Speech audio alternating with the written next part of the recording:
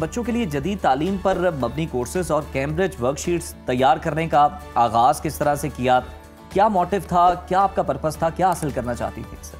अच्छा, एक जो जुनून होता है ना इंसान में, वो तब आता है जब आपको एक चीज़ की बहुत शिद्दत से ज़रूरत होती है और आपको उस चीज़ के ऊपर सप्रेस कर दिया जाता है। आई एम द किड कि जिसको एक स्क्रिप्ट दे दी जाए तो वो नहीं पढ़ सकता। आई वॉन्ट कि मैं अच्छा उसको देख तो लूँगी, पर मैं उसको अपनी मर्जी से लिखूंगी, उसको याद करूँगी, उसके नोट्स बनाऊंगी। I would like to make it very creative. रट्टा नहीं लगा सकती, रटलाइजेशन नहीं कर सकती। फिर कोरोना के पीरियड में मेरे भाई के साथ अब मुझे उसको पढ़ाना पड़ गया।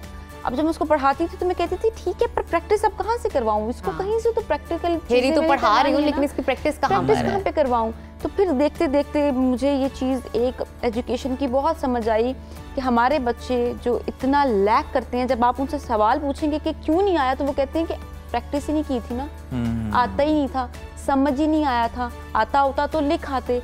अब उसकी रीजन क्या है कि परसीव नहीं कर रहे होते, आप बच्चों को वो चीज़ क्रिएटिविटी उसके अंदर डाल ही नहीं रहे हैं, उसको वो चीज़ समझ ही नहीं आ रही है। जब तक उसको समझ नहीं आएगी, उसके कॉन्सेप्ट्स नहीं क्लियर होंगे, जब तक वो एक चीज़ को, एक क्वेश्चन को 10 डिफरेंट वेज में प्रैक्टिकली लिखेगा नहीं, तो उसे समझ कैसे आएगा?